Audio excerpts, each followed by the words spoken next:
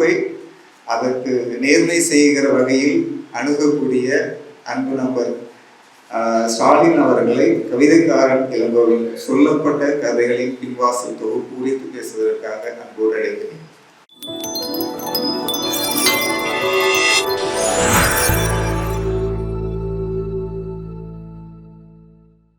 வாகை இலக்கிய குரல் நண்பர்களுக்கு வணக்கம். மயிலாடுதுறையில் நீண்ட இடைவெளிக்கு பிறகு இது சந்திப்பு நிகழ்கிறது. மகிழ்ச்சியாக இருக்குது. ஏன்னா இங்கே நான் வேல்கண்ணனுடைய கவிதை குறித்து ஏற்கனவே பேசியிருக்கேன். நிறைய கனிமொழி ஜியுடைய கவிதை குறித்து பேசியிருக்கேன். முருகதி சின்னியா ரொம்ப பொறுப்புணர்வோட நிகழ்வுகளை ஏற்பாடு செய்வார். கதிர்பாயத்தோடு சொன்ன மாதிரி சென்னையில் நடத்தாமல் மயிலாடுதுறையில் நடத்துறதுங்கிறது தான் ரொம்ப இணக்கமாக இருக்குது. இங்கே நம்ம எல்லாரையும் நண்பர்களை பார்க்கறது, தோழர்கள், கவிஞர்கள், நிறைய பேர் ஆங்கில கவிஞர்கள் வந்திருக்காங்க. நிறைய பேர் ஒவ்வொருத்தரையும் நமக்கு பார்த்து பேசுகிறது, இதுதான் ரொம்ப முக்கியமானது நினைக்கிறேன். ஸ்ரீதேவி வந்திருக்காங்க. இந்த நிகழ்வின் வழியாக வாகை தொடர்ந்து நடைபெறணும், அது நான் கேட்டுக்கிறேன். வேல்கண்ணன் தொகுப்பு மட்டும் இல்லாமல் சுருதி டிவி எல்லாத்துக்கும் வருவாங்க கூப்பிட்டீங்கன்னா. எனவே வேல்கண்ணன் கவிதைகள் குறித்து இங்கே ஒரு நிகழ்வில் பேசணும். அப்போது ஒரு ரெக்கார்டிங் நடந்துச்சு. டெக்னிக்கலாக நிறைய எரர் இருந்துச்சு. அதனால் அண்ணன் இந்த தடவை அதை மட்டும் நான் பார்த்துக்கிறேன்னு அங்கேருந்தே கூப்பிட்டு வந்துட்டார். குறிப்பாக சுருதி டிவி மிக முக்கியமான பங்களிப்பை தமிழ் இலக்கிய சூழலில் தொடர்ந்து நிகழ்த்திட்டு வராங்க. அவங்க வர்றது பயணச் செலவு இதுதான் நம்ம ஏற்றுக்கிறோம். மற்றபடி அவங்க செய்கிறது ஒரு சேவை மனைப்பான்மையில் தான் அது நடக்குது. அதன் வழியாக மிகப்பெரிய அளவில் இலக்கியம் கடல் கடந்து போய் சேருது அப்படின்னு சொன்னால் அது வெறும் வார்த்தைக்காக அல்ல. எல்லாருமே சுருதி டிவியின் வழியாக கவிதைகள் குறித்து, சிறுகதைகள் குறித்து, படைப்புகள் குறித்த ஒரு பார்வையை, புரிதலை ஆழமாக்கிக்கிறதுக்கு மிகப்பெரிய அளவில் உதவியாக. இந்த வகையில் இந்த நிகழ்வில் கூடுதலாக அண்ணன் வேல்கண்ணனோட நிகழ்ச்சி கவிதைகள் குறித்து கவிஞர் மனிஷி பாரதி பேசியிருக்காங்க. அதே போல் கவிஞர் கதிர் பாரதி மிக சிறப்பாக யாரு தொகுப்பு குறித்து ரொம்ப நல்லா பேசுகிறார். அவர் சிறுகதைகளுடைய தொடக்கம் இது எல்லாமே நான் ரெண்டாவது நான் கேட்குறேன். ஏன்னா நாங்கள் அறையில் இதெல்லாம் பேசிட்டோம். காலையில் 4 மணிக்கு வந்தோடனே 2 பேரும் தூங்கணும்னு முடிவு பண்ணோம். ஆனால் தூங்கலை, பேசிகிட்டே இருந்தோம். அப்புறம் டீ சாப்பிட்டோம், திரும்ப அப்படியே வந்தோம். தொடர்ச்சியாக ஒரு தொகுப்பு எவ்வளோ தூரம் ஒரு பாதிப்பை ஏற்படுத்தினா அது குறித்து நம்ம பேசுகிறோம் அப்படிங்கிறதுக்கு ஒரு உதாரணம். இந்த 3 தொகுப்புகளுமே முக்கியமானது. இதில் சொல்லப்பட்ட கதைகளின் பின்வாசல், உலக சினிமா கட்டுரைகள் குறித்து கவிதைக்காரன் இளங்கோ எழுதியுள்ள இந்த புத்தகத்தை பற்றி பேசணும் அப்படின்னு சொல்லி முருகதி சின்னியா தோழர் கேட்கும்போது நான் விமர்சன கட்டுரைகள் தொடர்ச்சியாக எழுதிட்டு வரேன். நிறைய எழுத்தாளர்கள் சினிமா குறித்து எழுதிட்டு வராங்க. ஒரு சிலரை தவிர பெரும்பாலானவர் என்ன பண்ணுவாங்கன்னா, ஒரு சினிமா கட்டுரை எழுதணும் அப்படின்னா அப்படியே அந்த சினிமாவை பற்றிய கதையை அப்படியே குறிப்பிட்டு அப்படியே முடிச்சுடுவாங்க ஏதாவது ஒன்று. எனக்கு அது பெரிய ஏமாற்றமாக இருக்கும். மிகப்பெரிய எழுத்தாளர்களுடைய சினிமா கட்டுரைகள் கூட எனக்கு அப்படி ஒரு ஏமாற்றத்தை கொடுத்துருக்கு. அப்போது கவிதைக்காரன் இளங்கோவுடைய கட்டுரைகளை அங்கங்கே படிச்சிருக்கு. ஒரு தொகுப்பாக படிக்கிறதுக்கான ஒரு வாய்ப்பு இருக்கும் பொழுது நான் படிக்க தொடங்கிய போது இருந்த என்னுடைய எண்ணம் படித்து முடித்த பிறகு எனக்கு ஒரு வேறு விதமான ஒரு உணர்வலைக்குள்ளே நான் சிக்கிட்டேன். அந்த உணர்வலையில் நான் கவனமாக இருந்தது என்னென்னா, இந்த நிகழ்வுக்காக நம்ம வரும் பொழுது கவிதைக்காரன் இளங்கோவை பார்ப்போம், அவருடைய கண்களை பார்த்துடக்கூடாது, அவரை நெருக்கமாக பார்த்து அவரை கட்டி அணைச்சிடக்கூடாதுங்கிறதுல ரொம்ப கவனமாக இருந்தேன். நான் வேல்கண்ணன்ட்ட மட்டும் கொஸ்டின் பேப்பர் கொஞ்சம் லீக் அவுட் ஆகிடுச்சு. அவர்கிட்ட மட்டும் சொல்லிட்டேன், ஆனால் பெரிய ஒர்க்குன்னு இது அப்படின்னு. ஏன் எனக்கு இப்போ என்ன, இந்த புத்தகம் வெளி 3 மாதம் ஆச்சு. நானுமே புத்தக திருவிழாவில் வாங்கிட்டு போனேன். அதுக்கப்புறம் பேசப்பட்டிருக்கணும். இங்கே பேசப்படுவதற்கு முன்பே இந்த புத்தகம் குறித்து பேசப்பட்டிருக்கணும். ஏன்னா 10 சினிமா கட்டுரைகள் இருக்கு. 10 சினிமா கட்டுரைகளும் எனக்கு ரொம்ப இணக்கமாக இருந்தது. என்னென்னா, நான் ஒரு கட்டுரை எழுதும்போது எவ்வளோ மெனக்கடல்கள் இருக்குமோ அதுக்கு மேலே மெனக்கடல்கள் இருக்காங்க. அதை பார்த்தப்போ எனக்கு ஆச்சரியமாக இருந்துச்சு. ஒரு நிலப்பரப்பை கூறுவதற்கு முன்னாடி அதனுடைய வரலாற்றை எடுத்து உரைப்பது, அந்த படம் பேசக்கூடிய அரசியல் மையப்புள்ளியிலிருந்து நழுவாமல் அதன் முன்பின்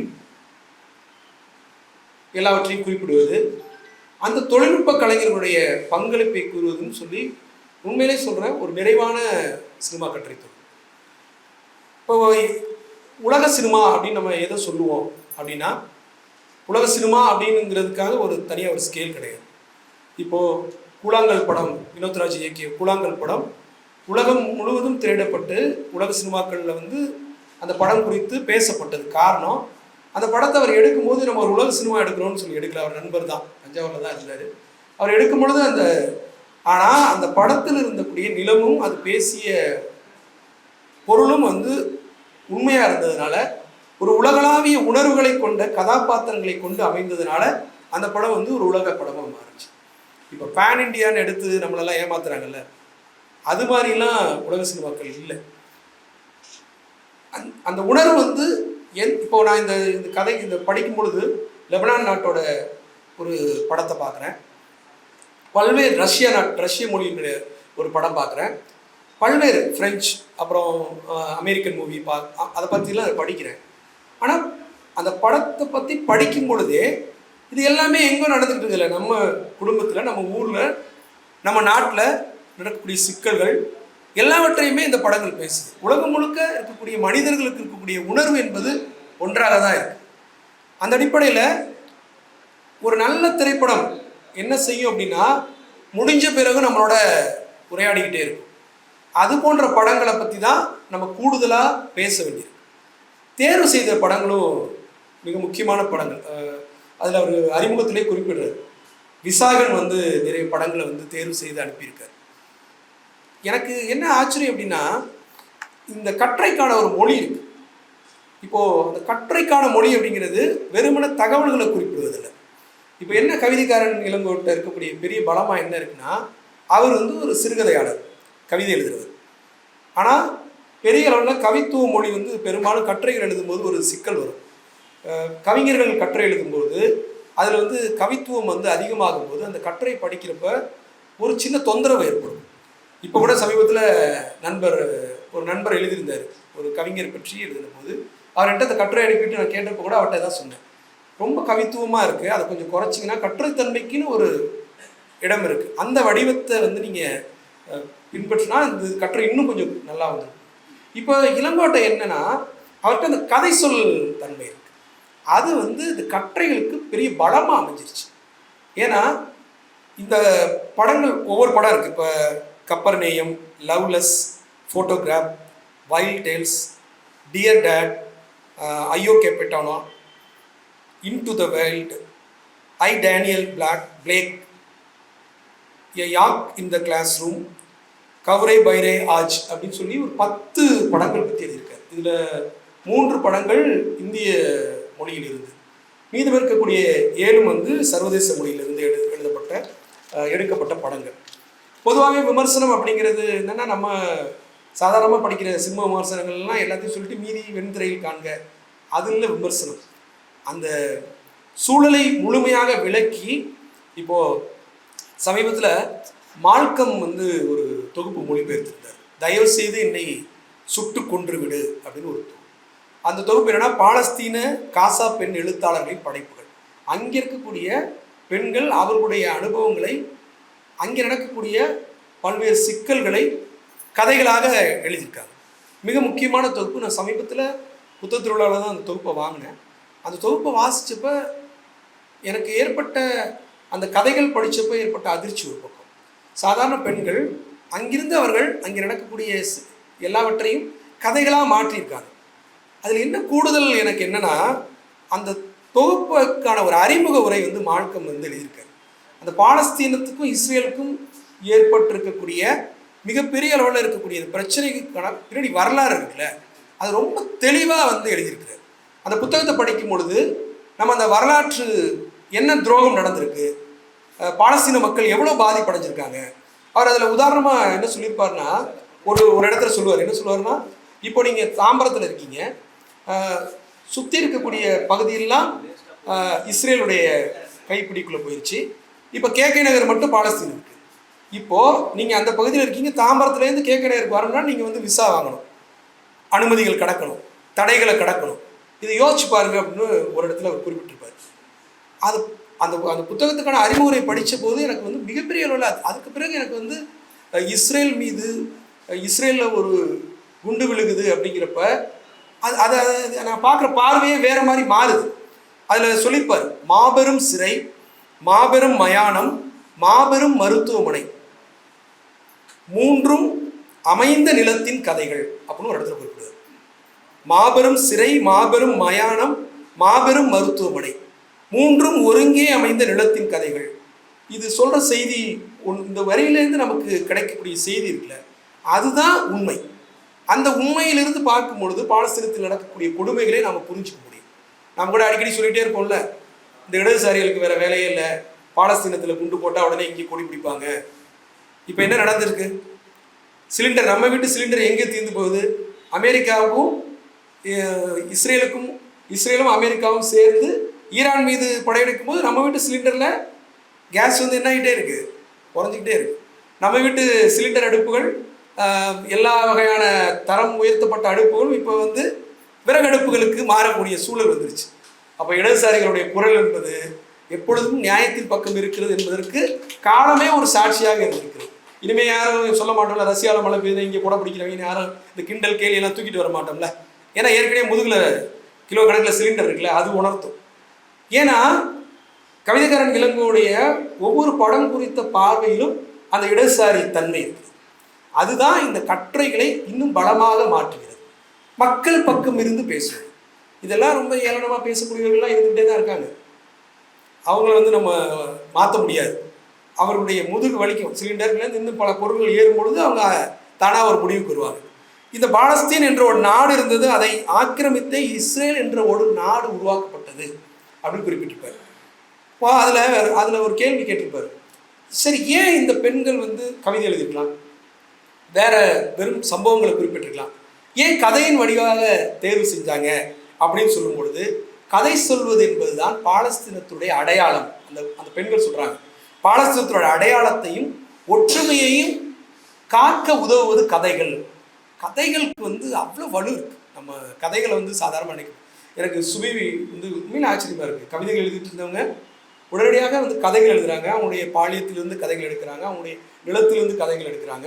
இப்போ கதிர்பாரதி ஒரு விமர்சனம் வைக்கும்போது கூட என்ன சொல்கிறாங்கன்னா, எனக்கு என்ன நான் பட்டனோ அதை எழுதுறேன். வண்ணதாசன்ட்ட ஒரு நேர்காணலில் இப்படி தான் கேள்விகள் கேட்டாங்க. வண்ணதாசன்ட்ட கேட்டாங்க, எப்போ பார்த்தாலும் நீங்கள் பூ, அன்பு இதை தான் எழுதிட்டே இருப்பீங்களா அப்படின்னப்ப அவர் சொன்னார், முதல் முறையாக ஒரு கேள்விக்கு நான் மிகுந்த கோபத்தோடு பதில் சொல்ல விரும்புகிறேன் அப்படின்னு சொல்லிட்டு சொன்னார். என்ன சொன்னார்னா, நான் என்ன என் வாழ்க்கையில் சிந்திச்சோன்னு நான் எழுதுறேன், இன்னும் சொல்ல போனால் நான் உண்மையை சொல்ல போனால் அப்படின்னு சொல்கிறாரு. என்ன சொல்கிறாருன்னா, நான் சந்தித்த அன்பை விட குறைவாகத்தான் என்னுடைய கவிதையில் வச்சுருக்கேன் அப்படின்னு எழுதுறேன்.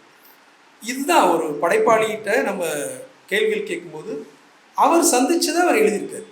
இப்போ இந்த பாலஸ்தீன மக்கள் ஏன் கதையினுடைய வடிவம்ங்கிறது உலகம் முழுக்க இருக்கக்கூடிய எல்லோருக்குமான வடிவம். நம்ம குழந்தையிலேருந்தே கதைகள் கேட்டு தான்.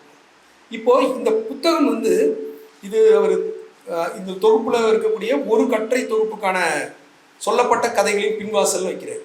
உண்மையிலே சொல்லப்போனால் இந்த தொகுப்புக்கு பொருத்தமான பேர் இந்த கதை வருது, கதைகளின் பின்வாசல் அப்படின்னு வருது. அப்படி வந்து அந்த கதை சொல்லல் முறை வந்து இந்த கட்டுரை தொகுப்பை வந்து முழுக்க மாற்று. ஒவ்வொரு கட்டுரையிலையும் நான் வந்து நிறைய கட்டுரைகளை பேசணும்னு நினைக்கிறேன். அப்புறம் காட்சிகளை வந்து ரொம்ப நெருக்கமாக கவனிக்கிறேன். ஆச்சரியமாக இருக்கும். நீங்கள் ஒரு படத்தை பார்த்துட்டு, இப்போ நம்ம பொதுவாகவே வந்து படங்களை பார்க்குறதுக்கு முன்னாடி ஒரு படத்தோட கதையை வந்து கேட்குறதுக்கு வந்து தயங்குவோம். எனக்கும் அந்த தயக்கம் இருந்துச்சு. இதில் சில படங்கள் நான் இன்னும் பார்க்கல. இதை படிச்சிட்டோம்னா நம்ம அந்த படம் பார்க்கும்போது கிடைக்கக்கூடிய அனுபவம் எங்கேயாவது குறைஞ்சிருமோன்னு நினச்சேன். ஆனால் முதல் கட்டுரை படித்தோடனே நான் வந்து அதை மாற்றிட்டேன். ஏன்னா இவர் வந்து அந்த கதையை வந்து ரொம்ப நெருக்கமாக சொல்கிறார். எவ்வளோ நெருக்கமாக சொல்கிறாரு அப்படின்னா, இந்த தொகுப்பில் இருக்கக்கூடிய ஐ டேனியல் பிளேக் அப்படின்னு ஒரு படம், அந்த படத்தோட கதையை நான் உங்களுக்கு சொல்கிறேன். அது அவர் எழுதியிருக்க விதம் இருக்குல்ல, நான் வார்த்தைகளால் ஒரு படத்தை நான் எப்போதுமே நீங்கள் காட்சியா சொற்களா அப்படின்னு நீங்கள் கேட்கும்போது நான் காட்சியின் பக்கம் தான் நிற்பேன். ஏன்னா ஒரு காட்சியை உருவாக்குவது சிரமம். ஒரு திரைப்படத்தை உருவாக்குவதை நம்ம பார்க்குறோம். ஒரு காட்சியை உருவாக்குவதில் இருந்து அந்த காட்சிக்காக காத்து கொண்டிருப்பது வரைக்கும் நம்ம பார்க்குறோம். இந்த த்ரோ த ஆலிவ் ட்ரீஸ்னு ஒரு படம் இருக்குது. அந்த படத்தில் அந்த படத்தில் படம் எடுக்கிறதே படமாக வரும். அந்த படத்தை பார்த்தோம்னா ஒரு சீன் எடுக்கிறதுக்காக எவ்வளோ மெனக்கிடுவாங்க, அந்த சீன் வந்து அந்த ஃப்ரேமில் எவ்வளோ அழகாக வந்து வெளிப்படுது, அந்த சீன் வந்து முடிவுக்கு வரும்பொழுது எவ்வளோ நல்லா இருக்குன்னா நம்ம அந்த படத்துலேயே பார்த்து தெரிஞ்சுக்க முடியும். அப்படி ஒரு காட்சியை உருவாக்குறதும் சிரமம், அந்த காட்சியாக பார்க்கக்கூடிய அந்த உணர்வு ஏற்படுத்துறது அதிகம். இப்படி தான் நம்பிட்டு இருந்தேன்.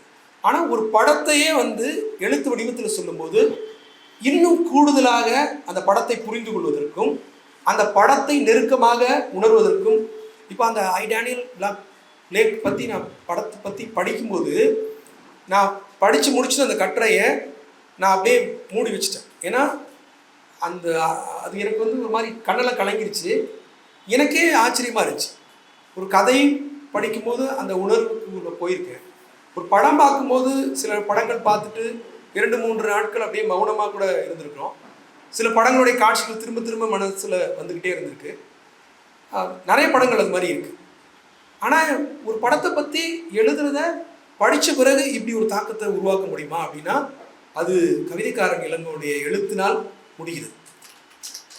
ஆழமான எழுத்து நான் சொல்கிறது சாதாரணமான வார்த்தைகளில் மட்டும் இல்லை. இப்போது இதில் இன்னொரு படம் வரும், லுனானா எ Yak in the class room அப்படின்னு ஒரு படம். இது வந்து பூட்டான் தேசத்து படம்.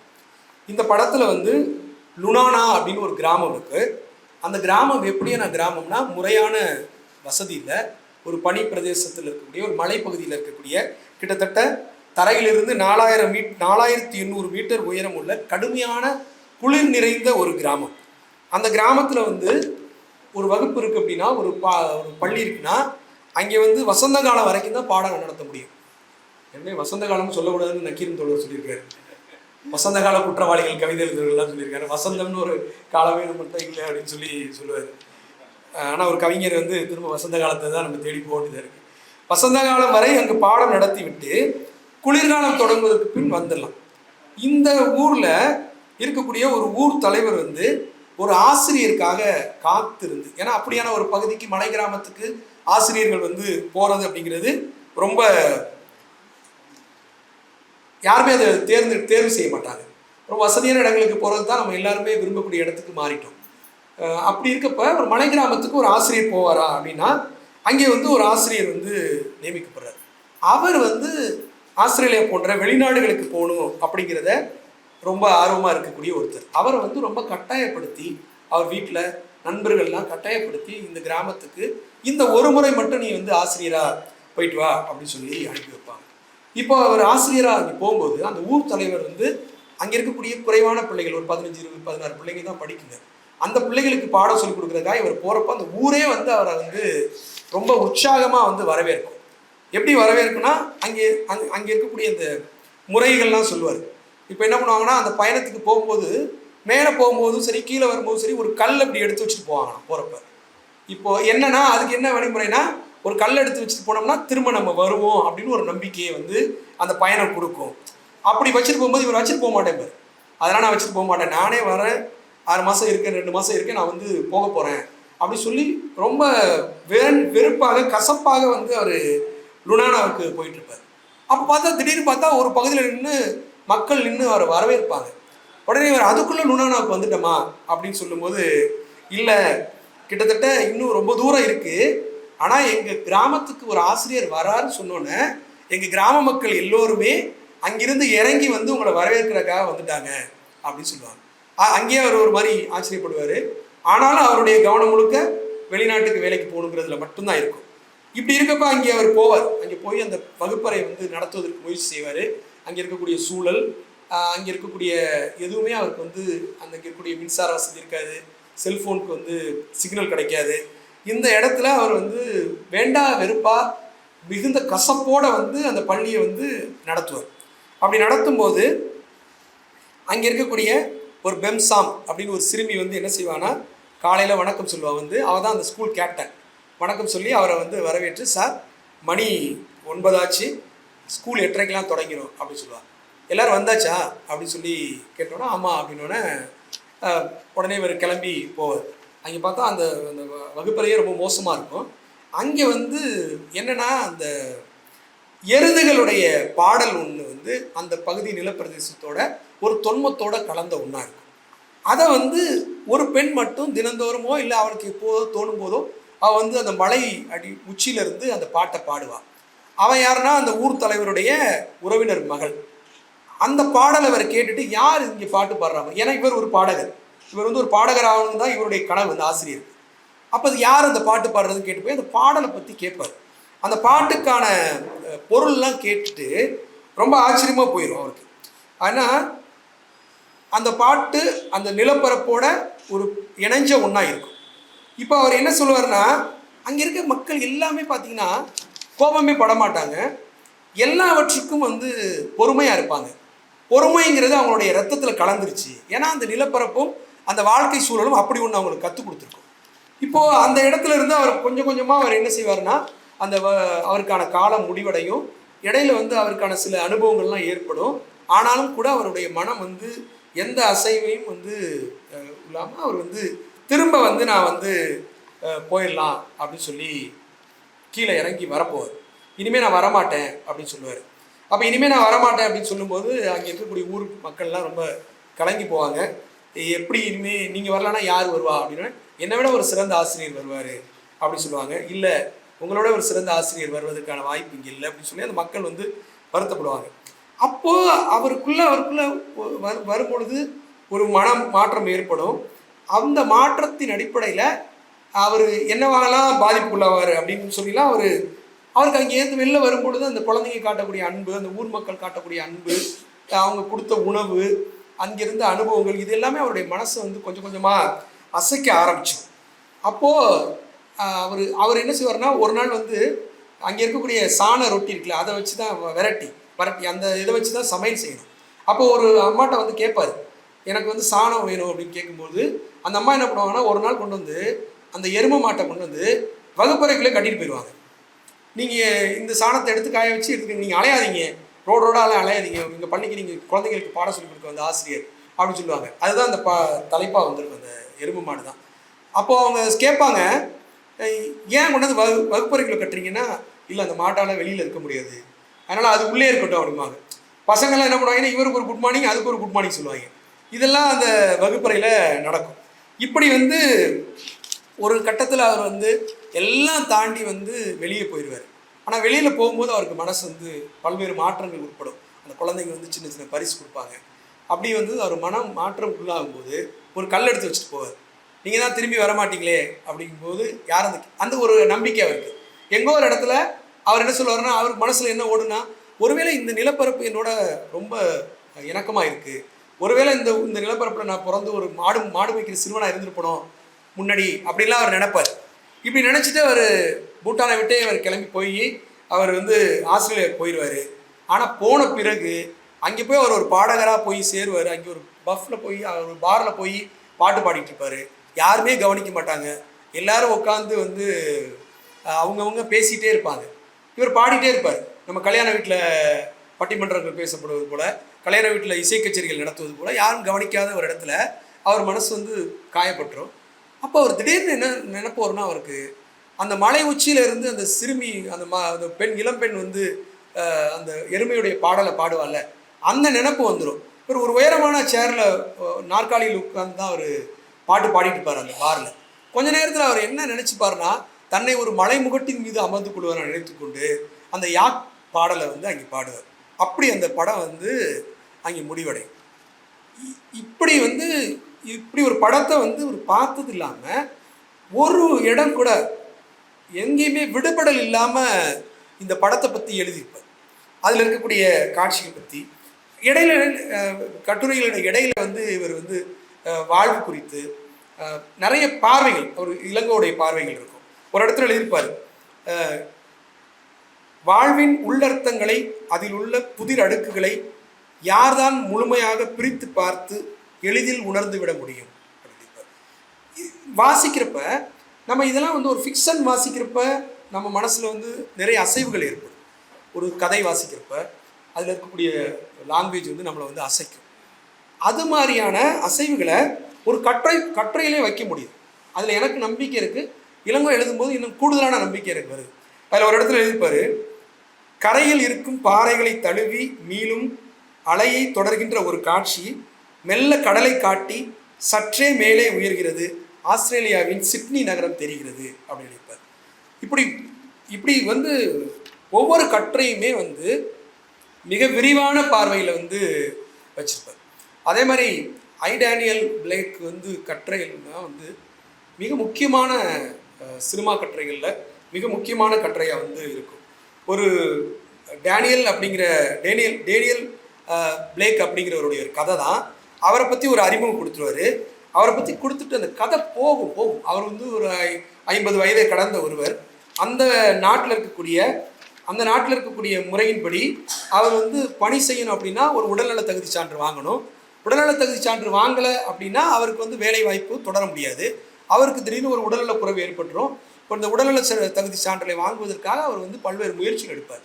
ஆனால் ரொம்ப நேர்மையாக இருக்கிறவர் அவர் வந்து அது மாதிரியான ஒரு ட்ராவலை தொடர்ச்சியாக பண்ணிக்கிட்டே இருக்கும்போது அந்த அரசு அலுவலகங்களுக்கு போகும்போது அவருக்கு கிடைக்கக்கூடிய அனுபவங்கள் மிக கசப்பாக இருக்கும்.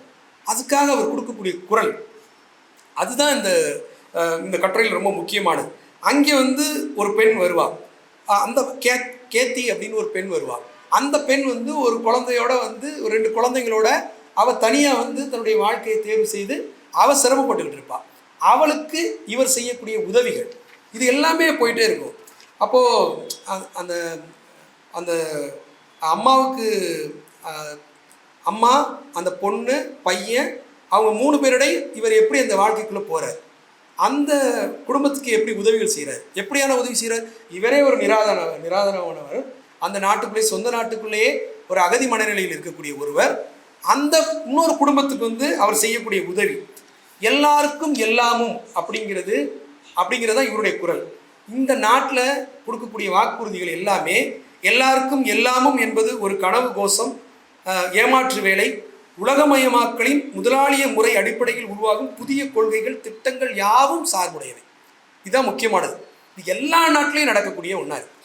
எல்லா நாட்டிலையும் இந்த முதலாளித்துவம் அதற்கு சார்புடைய திட்டங்கள் தான் வந்து நடைமுறைப்படுத்தப்படுது. ஒரு அரசு வந்து குடிமக்கள் மீது அக்கறையோடு வந்து ஒரு இன்சூரன்ஸ் ஸ்கீம் அறிமுகப்படுத்துது அப்படின்னா அந்த அக்கறை வந்து மக்கள் மீது தான் அப்படின்னு நம்ம நம்பினோம்னா நாம் ஏமாறுறோம் அர்த்தம். அந்த அக்கறை யார் மீது என்று அந்த திட்டத்தினுடைய அந்த விதிமுறைகளை படித்து பார்த்தோம்னா அது யாருக்குன்னு இருக்கும். நீங்கள் ஒரு இன்சூரன்ஸ் ஸ்கீமில் வந்து நீங்கள் அவ்வளோ எளிதாக வந்து நீங்கள் கிளைம் பண்ணி வாங்கிட முடியாது. அரசு கொடுத்துருக்க இன்சூரன்ஸ் ஸ்கீம் ஆகட்டும், தனிநபர் இன்சூரன்ஸ் ஆகட்டும், அப்போ எல்லாமே இங்கே வந்து ஒரு திட்டம் தான். அந்த திட்டத்தில் வைக்கக்கூடிய கண்ணிகளில் மாட்டாமல் இருப்பவர்களாக சில பேர் இருப்போம், மாட்டிக்கிட்டவங்க நிறைய பேர் இருப்பாங்க. இப்போ அந்த இடத்துல இருந்து அவர் கேட்கக்கூடிய கேள்வி தான், அப்போது உடல் நலத்திற்கு ஒரு சின்ன கேடு வந்துட்டா மிஷின் மாதிரி மனுஷனை அணுகிறது இருக்குல்ல, அதுதான் முதலாளிகள் செய்யக்கூடியது. அதுதான் அவர் கேள்வி கேட்பார். ஒரு நம்ம என்ன செய்கிறோம், நம்ம ஊர்லலாம் பாருங்கள், யாருக்குமே ஓய்வே கிடையாது. நம்ம ரொம்ப துயரத்தை நம்ம ஊரில் பார்க்கக்கூடிய துயரமான காட்சிகளில் வந்து குழந்தைங்க பிச்சை எடுக்கிறது. அது வந்து யூமா கூட ஒரு கவிதையில் சொல்லுவார், ஐயோ என் உள்ள நடுங்குது ஒரு குழந்தை வந்து பிச்சை எடுக்கிறத பார்க்கும்போது அப்படின்னு ஒரு கவிதை எழுதிப்பார். அதற்கு பிறகு என்னை நடுக்குமுறை செய்யக்கூடிய ஒரு பெரிய காட்சி எது அப்படின்னா, வயதானவர்கள் வந்து அந்த பாதுகாப்பு பணியில் உட்காந்துருக்கு. இரவு நேரங்களில் அவங்க ஒரு குல்லாவை மாட்டிக்கிட்டு அந்த ஒரு சேரில் வந்து உட்காந்துருக்கு, தூக்கத்தை விட்டுட்டு உட்காந்துருக்கிறது இருக்குல்ல. உலகத்திலே நம்ம வந்து ரொம்ப கோவப்படுறது எதுக்குன்னா, நம்ம தூக்கத்துலேருந்து யாரையாவது ஒருத்தர் எழுப்புனா தான் நம்ம ரொம்ப கோவப்படுவோம். தூக்கத்தை இழந்து ஒருத்தன் வந்து ஒரு பணி செய்யறதற்கு வயதான பிறகு உடல் சோர்வுற்று உள்ளம் சோர்வுற்று இருக்கக்கூடிய ஒரு மனிதனுக்கு நம்ம தர வேண்டியது ஒரு ஓய்வு. ஆனால் அதை நம்ம கொடுக்காம செய்யறோம்ல. இங்கே என்ன ஆகுதுன்னா, ஒருத்தர் வயதில் இருக்கிறான், ஒரு சின்ன உடல்நலக்குறைவு ஏற்பட்டுச்சுன்னு காரணமாக அவனுக்கு வந்து வேலை கொடுக்க மாட்டேங்கிறான். அப்போ அவர் எப்படி கேள்வி கேட்பார் அப்படிங்கிறப்ப ஒரு இடத்துல அவர் ஒரு கேள்வி கேட்பார். அந்த கேள்வி வந்து எல்லாருக்குமான கேள்வி. என்ன கேட்பார்னா, அங்கே உட்காந்து அந்த அந்த நம்ம வரக்கூடிய குடிமக்களுக்கான சர்வீஸ் சென்டரில் உட்காந்துருப்பாங்கல்ல, அவங்கள்ட்ட கேட்பார், நான் கட்டுற வரிப்பணத்தில் தான் நீ உட்காந்து இங்கே பேசிகிட்டு இருக்க, என் வரிப்பணத்தில் எனக்கு பதில் சொல்கிறதுக்கு உனக்கு என்ன பிரச்சனை அப்படின்னு சொல்லி குரலை உயர்த்தி கேட்பார். ஏழ்மை, பசி, பட்டினி போன்றவற்றுக்கு பெரிய முக்கியத்துவம் கொடுக்கப்படாத போது அல்லது ஒரு சர்வே கணக்கென கையாளப்படுவதற்கு ஈடாக இது போன்ற கள்ளச்சந்துகளை கண்டு கொள்ளாமல் விட்டு விடுவது வாடிக்கை அப்படின்னு ஒரு இடத்துல இளங்கோ குறிப்பிட்டிருப்பார். இப்போது இதில் என்னென்னா, நம்ம படங்கள் பார்க்கும்போது நிறைய இடங்களில் வந்து ஃபாரின் மூவிஸில் வந்து இது மாதிரி வசனங்கள் வந்து ரொம்ப முக்கியமாக இருக்கும். அந்த வசனங்களை வந்து நாம் தவற விடுறதுக்கான வாய்ப்பு இருக்குது. இளங்கோ எதையுமே தவற விடலை. ஒரு படம் பார்த்தாருன்னா அதோட துல்லியத்தை வந்து, அதனுடைய ஆழம், அதனுடைய மௌனம், ஒரு மௌனத்தை எழுத முடியுமா ஒரு எழுத்தாளனால? ஒரு அப்படின்னா இளங்கோ வந்து அதுக்கு பக்கத்தில் போகிறார். ஒரு எனக்கு அது வார்த்தைகளில் வந்து ஒரு காட்சியை வந்து நீங்கள் மீட்டுருவாக்கம் செய்கிறது ரொம்ப கடினமானது. அதுவும் நீங்கள் ஒரு சாதாரண காட்சியை நீங்கள் வார்த்தைகளில் மிகைப்படுத்தி சொல்லிடலாம், அது ஒரு கவிதையாக வேணால் மாறிடலாம். ஒரு காட்சியை வந்து நீங்கள் வார்த்தைகளில் ரொம்ப துல்லியமாக வெளிப்படுத்துறதுங்கிறது ரொம்பவே முக்கியமானது. ஏன்னா நீங்கள் அந்த படத்தை பார்க்குறதுக்கும் உங்களை அது தொந்தரவு செய்யலை. இப்போ நான் அந்த படத்தை பார்க்க என்னை தூண்டுது, அதே நேரம் அந்த படத்தில் இருக்கக்கூடிய துல்லியங்கள் எதையுமே வந்து விடுபடல் இல்லாமல் சொல்கிறேன். அதே மாதிரி இன்னொரு படம் இருக்குது, அந்த படத்தோட கதையை நான் சொல்லலை.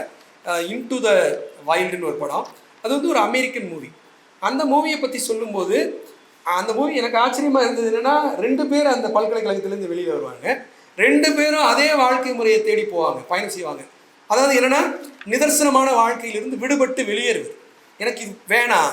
எனக்கு ரொம்ப ஆச்சரியம் என்னென்னா, அந்த கிறிஸ்டோபர் வந்து என்ன செய்வார்னா எல்லா அடையாளங்களையும் துறப்பதற்கு தயாராவார்.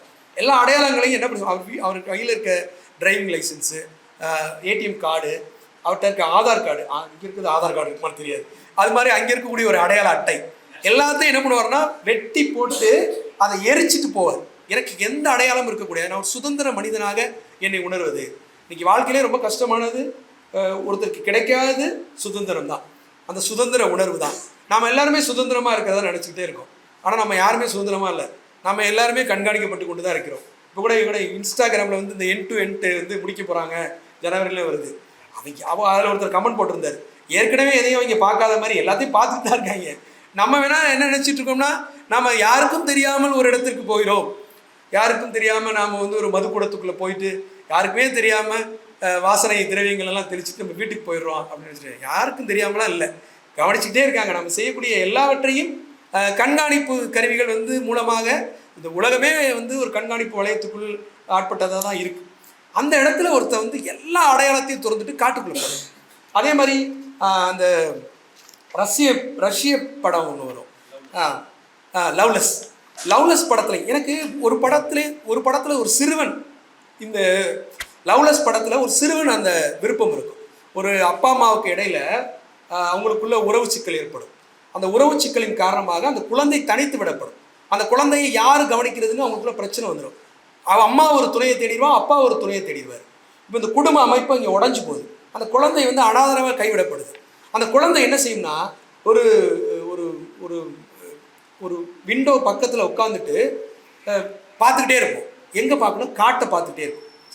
இப்போ நான் எங்கே பார்க்குறேன்னா, அந்த லவ்லெஸ் படத்திலிருந்து தப்பிச்ச அந்த சிறுவன் தான் இன்டு த வைல்டில் வரக்கூடிய கிறிஸ்டோபராக நான் பார்க்குறேன். எனக்கு அப்படி தான் தோணுது. ஏன்னா என்ன நடக்கும் அந்த படத்தில், லவ்லெஸ்ஸில் என்ன நடக்கும்னா, அந்த படத்தோட தலைப்பே பாருங்களேன், லவ்லெஸ். எப்படி ஒரு தலைப்பு, நம்ம லவ் வச்சு எத்தனை தலைப்பு யோசிச்சிருப்போம். இப்போ லவ்லெஸ்ன்னு ஒரு தலைப்பு யோசிச்சிருப்போமா?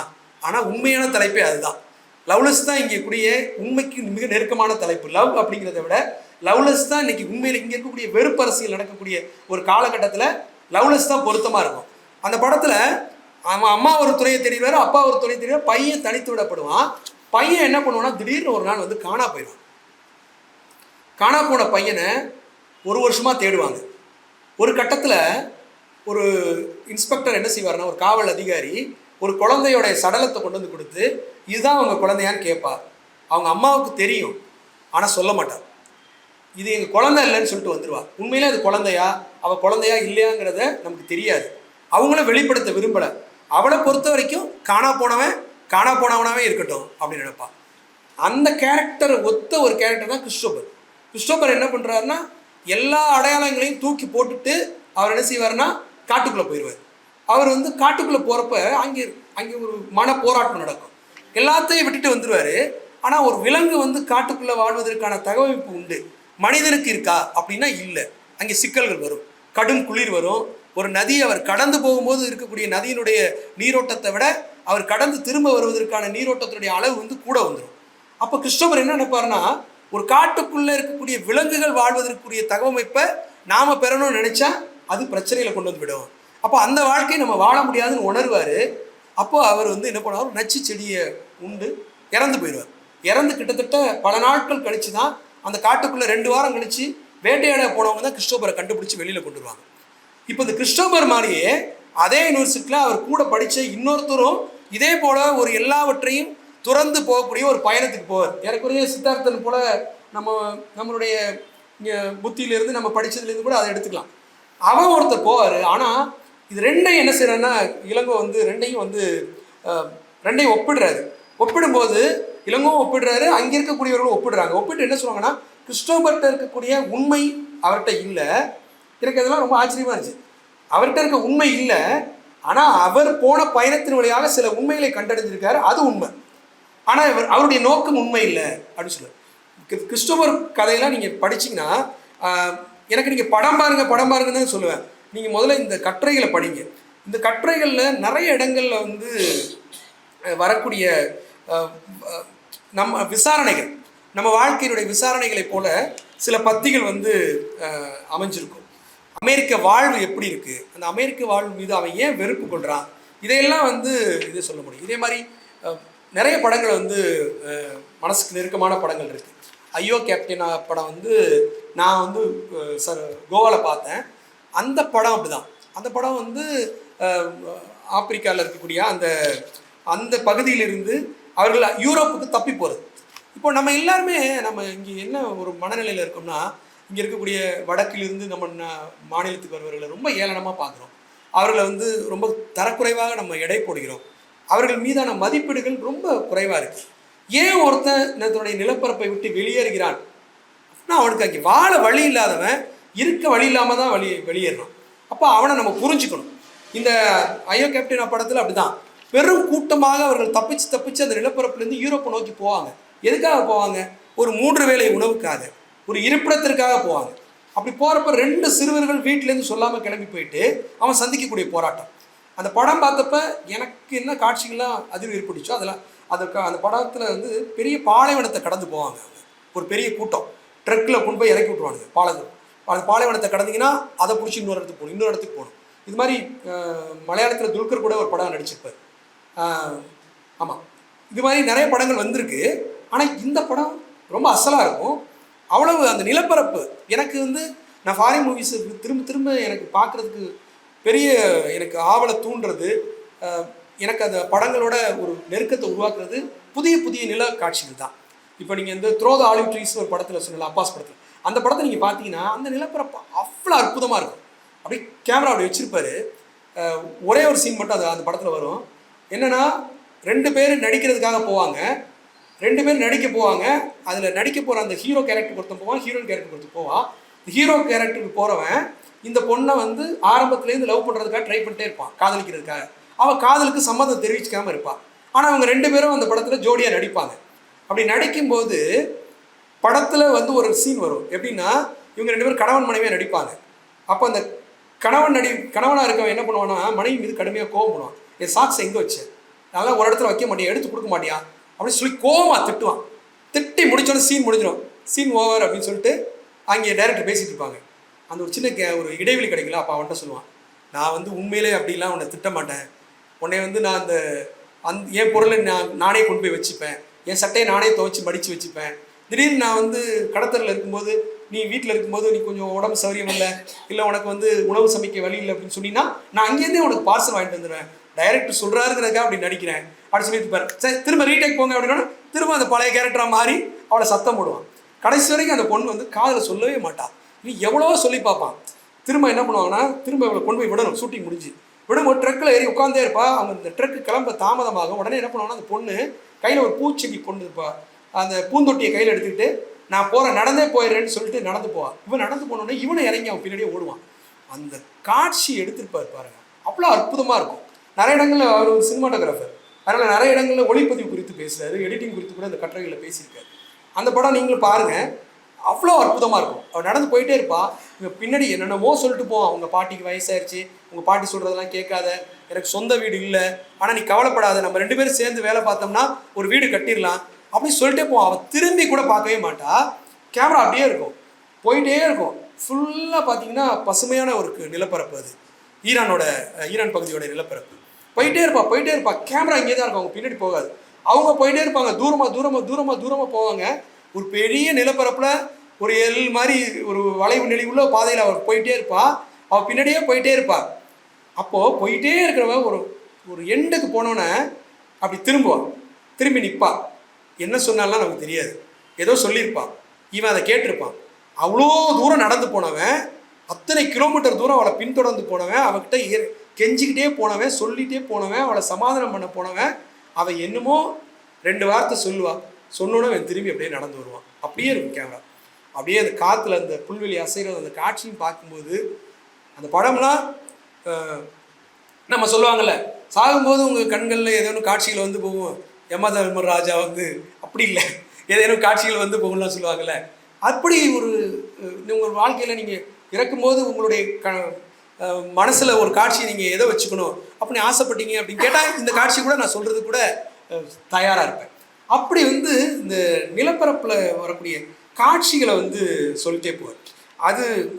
அது ரொம்ப நல்லாயிருக்கும். அது நிறைய அதே மாதிரி வந்து 3 இந்திய படங்கள் பற்றி குறிப்பிட்டிருப்பார். டியர் டேட்னு ஒரு படம், இது வரைக்கும் அரவிந்த் சாமி இப்படி ஒரு கேரக்டர் நடிச்சிருக்காரு. நான் டியர் டேட் பற்றி எனக்கு தெரியாது, வேறு படங்கள்லாம் பார்த்துருக்கேன், ஆனால் அது பார்த்ததில்லை. அந்த படம் வந்து ஒரு உறவு சிக்கல், அதுவும் ரொம்ப அற்புதமான ஒரு கதை. ஒரு அப்பா வந்து தன் பாலின ஈர்ப்புடையவர், ஆனால் அவர் கல்யாணம் ஆகி குழந்தையெல்லாம் பிறந்துடும். ஒரு கட்டத்தில் அதை வச்சுக்கிட்டே, அது ஒரு பேர்டனை வச்சுக்கிட்டே அவரால் கடந்து போக முடியாது வாழ்க்கையை. அப்போ அவர் மனைவிட்ட சொல்லிடுவார். மனைவிட்ட சொல்லிவிட்டு விடுதலையை நோக்கி போக தயாராகிடுவார். இப்போ அவங்க பையன்ட்டு அதை சொல்லணும். அவன் வந்து ஒரு இளைஞன், அவன்கிட்ட அதை சொல்லணும். அதுக்காக ஒரு பயணம் போவார். இப்படி வந்து ஒவ்வொரு பட தேர்வுமே ரொம்ப, விசாகன் வந்து உங்களுக்கு நல்ல படங்களாகவே தேர்வு. வைல்ட் டெய்ல்ஸ் அப்படின்னு ஒரு படம், அந்த படம் நீங்கள் நிறைய பேர் பார்த்துருக்கிறதுக்கு வாய்ப்பு இருக்குது. ஒரு ஆந்தாலஜி மூவி மாதிரி இருக்கும். ஒரு 6 கதைகள், அந்த 6 கதைகள்லையும் மனிதனுடைய இரக்கமற்ற குணம், அந்த ஈகோ எல்லாம் வெளிப்படும். ஒரு ஈகோவால் 2 பேர் வந்து மரணத்துக்கு போனாலும் போவோம். நிறைய பேரை பார்க்குறோம், வாழ்க்கையில் பார்க்குறோம்ல. அந்த ஈகோ வந்து ஒரு குடும்பத்தையே சிதைக்குது. ஒரு குடும்பத்தில் இருக்கக்கூடிய அப்பாவுக்கும் பையனுக்கும் இடையில ஒரு ஈகோ வந்துருச்சுன்னா அந்த உறவு என்னவாகுது? ஒரு கணவன் மனைவிக்குள்ளே ஈகோ வந்துட்டால் வாழ்க்கையை சுத்தமாக முடிஞ்சிச்சு. இப்படி ஒரு ஈகோ வந்தால், ஒரு சாதாரண பயணம் செல்பவர்களுக்குள்ளே ஏற்படக்கூடிய 2 ஈகோ. நம்ம பஸ்ஸில் உட்காந்துருப்போம்ல, நம்ம சீட்டில் உட்காரும்போது எப்படி உட்காரோம்? ஈகோ முடியாதுச்சுன்னா, அவர் கண்ணாடியை திறக்க மாட்டேன்னு சொல்லிட்டாருன்னா என்ன பண்ணுவோம்? அதை திறக்க வைக்கிற வரைக்கும் நம்ம ஓய மாட்டோம். ஒருவேளை அவர் கொஞ்சம் பருத்த உடம்புல இருக்காருன்னா, நம்ம கொஞ்சம் வசதியாக உட்காரணும்னா முடிஞ்ச வரைக்கும் அவரை தள்ளி அவருடைய இடத்துக்குள்ளே தான் அவரை உட்கார வைக்க முயற்சி பண்ணும். இதெல்லாம் மனிதனுடைய ஈகோ. இப்படி ஒரு பயணத்தில் ஏற்படக்கூடிய ஒரு ஈகோ என்ன செய்யும்னா 2 பேருடைய வாழ்க்கையுமே முடிக்கும். அதை வந்து எழுதியிருப்பார். இளங்கோக்கிட்ட இது மாதிரி ஒவ்வொரு படத்தை பற்றி ரொம்ப நேரம் பேசிட்டு போகலாம். ஆனால் நான் உங்கள்கிட்ட இந்த தொகுப்பில் இருக்கக்கூடிய முக்கியமானதாக என்ன சொல்கிறேன் அப்படின்னா, இந்த ஒரு படம் அப்படின்னு எடுத்துட்டா அந்த படத்தினுடைய வரலாற்று பின்னணி, அந்த படத்தினுடைய மிக நுட்பமான இடங்கள், இப்படி எல்லாவற்றையும் தொட்டு பேசக்கூடிய ஒரு தன்மை மட்டும் இல்லாமல், அந்த கட்டுரையினுடைய அந்த ஓட்டம் இருக்குல்ல, அது எங்கேயுமே தடைப்படலை. அந்த கதை சொல்லல் முறை வந்து நமக்கு ஒரு பல்வேறு புதிய கதைகளை உங்களுக்கு கொடுக்கும். இந்த புத்தகத்தை நீங்கள் படிக்கும்போது, ஒரு புனைவு புத்தகத்தை வாசிச்சிங்கன்னா உங்களுக்கு என்ன உணர்வு அலைகள் எழும்புமோ, என்ன வகையான மன மகிழ்ச்சி, துயரம் எல்லா அந்த அந்த முடிவு புள்ளிக்கும் போய் சேருவோம். ஒரு நல்ல புனைவை படிக்கும்போது நம்மளுடைய உணர்வினுடைய அந்த முடிவினுடைய புள்ளியை போய் தொட்டு திரும்புவோம்ல, அதை வந்து ஒரு கட்டுரையால் வந்து இளங்கோவால் தந்திருக்க முடியுது. வெறும் உணர்வை மட்டும் பேசாமல் அதில் இருக்கக்கூடிய டெக்னீஷியன்ஸ், அவங்களுடைய பெயர், அவங்களுடைய அவங்களுடைய முறைகள், அவங்க படம் எடுக்கக்கூடிய முறைகள் எல்லாவற்றையுமே இந்த தொகுப்பின் வழியாக பேசியிருக்கார். 10 திரைப்படங்கள் வழியாக பல்வேறு கதைகளை, பல்வேறு கதாபாத்திரங்களை நாம் வந்து நம்ம இந்த நிலத்தில் நாம் மிக கவனமாக இருக்க வேண்டிய அரசியலை, மனிதன் மீது இருக்கக்கூடிய பரிவை நம்ம வந்து மனுஷன்ட்ட போய் இதை சொல்கிறதே அபத்தம்தான். ஆனால் ஒரு மனிதன்ட்ட அதை சொல்ல வேண்டியது இருக்குது. மனித நேயத்தோடு இருங்க அப்படின்னு சொல்ல வேண்டியது இருக்குது. அதான் அவர் சமர்ப்பணமே அப்படி தான் சொல்லியிருப்பார். பசியை போக்கிட துடிக்கும் அனைத்து மானுட செயலுக்கும் அப்படின்னு சொல்லியிருப்பார். இளங்கோ, நீங்கள் வந்து சிறுகதைகள் எழுதியிருக்கீங்க, கவிதைகள் எழுதியிருக்கீங்க. இந்த கட்டுரையின் வழியாக இந்த காலத்தினுடைய அரசியலுக்கு மிக நேர்மையாக உங்களுடைய பங்களிப்பை நீங்கள் வந்து செலுத்தியிருக்கீங்க. உலகத்து மக்களுக்கான குரலை இந்த படங்கள் எவ்வளவு ஓங்கி ஒலித்ததோ அதற்கு குறைவில்லாமல் நீங்களும் உங்கள் சத்தத்தை கொடுக்கறதுக்கு முயற்சி பண்ணியிருக்கீங்க. நன்றி.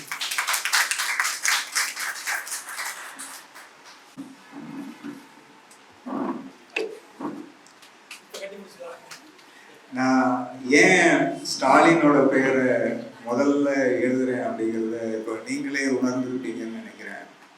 அவ்வளோ ஒரு ஆழமான நுட்பமான ஒரு உரை. எனக்கு எனக்கு இப்போ என்ன அவர் பேசி முடிச்சோன்னே எனக்கு என்ன மனநிலை அப்படின்னா, திரும்பவும் சுருதி டிவி வழியாக அந்த உரையை கேட்கணும், மறுபடியும் கேட்கணும் அப்படிங்கிற ஒரு மன ஓட்டம் தான் இருக்குது. ரொம்ப ஒரு அது அந்த மனநிலையை கலைக்க விரும்பாமல் அதை பற்றி நான் மேலே எதுவும் பேசாமல் ஏற்புரைக்கு கூப்பிடலாம்னு நினைக்கிறேன். எனக்கு கவிதைக்காரன் இளங்கோ அப்படிங்கிறதெல்லாம் தாண்டி எனக்கு தன்யாவின் அப்பாவாக தான் எனக்கு அவர் அறிமுகம். என்னை அவருக்கு எப்படி தீட்சண்யாவின் அப்பாவாக தெரியுமோ அது மாதிரி எனக்கு அவர் தன்யாவின் அப்பாவாக தான் அறிமுகமானோம் நாங்கள். அதுக்கு பிறகு ஒரு நீண்ட கால நட்பு. அவரை முறை அங்கே கூப்பிட்டு பேச வைக்கிறது முன்னாடியே நிறைய முயற்சி பண்ணி அது தள்ளி போயிட்டே இருந்தது. இந்த முறை அதற்கான வாய்ப்பு எனக்கு கிடைத்தது. அதற்காக நான் மிகவும் மகிழ்ச்சியை அடைகிறேன். அவரை அன்போடு ஏற்பை ஆற்ற அழைக்கிறேன்.